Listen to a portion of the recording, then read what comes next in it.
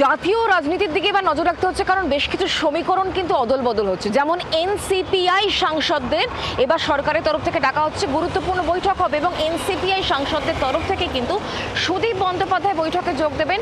সামনেই বাদল অধিবেশন, আর বাদল অধিবেশনের আগেই কিন্তু এই গুরুত্বপূর্ণ বৈঠক, যে বৈঠকে স্বয়ং প্রধানমন্ত্রী নরেন্দ্র মোদী উপস্থিত থাকবেন বলে খবর পাওয়া যাচ্ছে। এনসিপিআই দলের তরফ থেকে বৈঠকে যোগ দেবেন সুদীপ বন্দ্যোপাধ্যায়, বৈঠকে থাকবেন প্রধানমন্ত্রী নরেন্দ্র মোদী। গুরুত্বপূর্ণ বৈঠক হতে চলেছে, কারণ আগামী কয়েকদিনের মধ্যেই হতে চলেছে বাদল অধিবেশন শুরু।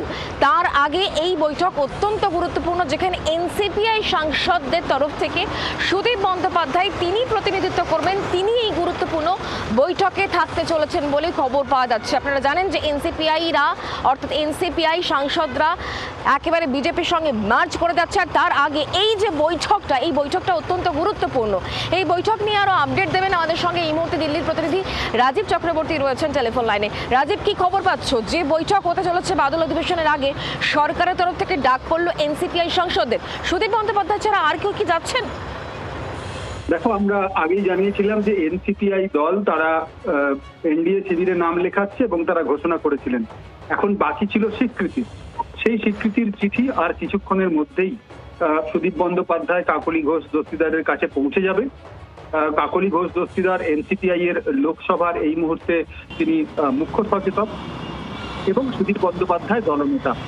তাদের আমন্ত্রণ জানাচ্ছে সরকার সর্বদল বৈঠকে। এই প্রথম তৃণমূল কংগ্রেস নয়, সুদীপ বন্দ্যোপাধ্যায়, কাকলি ঘোষ দস্তিদার, শতাব্দী রায়, তাদের নেতৃত্বাধীন 20 জন সাংসদ তারা এনডিএতে যোগ দিয়েছেন এবং এনডিএ শিবিরের শরিক হিসেবে একটি আলাদা রাজনৈতিক দল হিসেবে তাদের সর্বদল বৈঠকে ডাকা হচ্ছে সরকারের তরফ থেকে। ইতিমধ্যেই কিছুক্ষণ আগে কাকলি ঘোষ দস্তিদারকে ফোন করেছিলেন কেন্দ্রের মন্ত্রী এবং সংসদ বিষয়ক মন্ত্রী কিরেন রিজিজু। কিরেন রিজিজুর তরফ থেকে জানানো হয়েছে একটি চিঠি তাদের দেওয়া হবে, সেটি নিয়ম প্রথামাফিক সেই চিঠি তাদের কাছে আসবে সরকারের তরফ থেকে, স্পিকারের দপ্তর থেকে, যাতে তাদের ডিভিশন থাকবে, অর্থাৎ তারা কোন চেয়ারে বসবেন, কোন আসনে তারা বসবেন তার উল্লেখ থাকবে এবং তারপরেই কিন্তু তারা স্বীকৃতি পেয়ে যাবেন এবং তারা সর্বদল বৈঠকে যেমন যোগ দেবেন, পাশাপাশি 21শে জুলাই অত্যন্ত গুরুত্বপূর্ণ দিন আমরা জানি। সেই দিন দিল্লিতে এনডিএ শরিকদের নেতাদের সঙ্গে বৈঠক রয়েছে। সেই বৈঠকেও কিন্তু এনসিপিআই দলের তরফ থেকে সুদীপ বন্দ্যোপাধ্যায়দের ডাকা হচ্ছে। অর্থাৎ একদিকে প্রধানমন্ত্রীর নেতৃত্বাধীন সর্বদলীয় বৈঠকে এনসিপিআই দল ডাক পাচ্ছে, আবার এনডিএ শরিক হিসেবেও তারা ডাক পাচ্ছেন 21শে জুলাই। আর এই মুহূর্তে টেলিফোন এসে গিয়েছে মন্ত্রক থেকে কাকলি ঘোষ দস্তিদারের কাছে।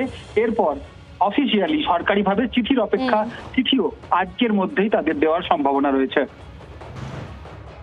রাজীব, ধন্যবাদ আমাদের সঙ্গে টেলিফোন লাইনে থাকার জন্য। বাংলার আওয়াজ, বাঙালির আবেগ, জি 24 ঘন্টা।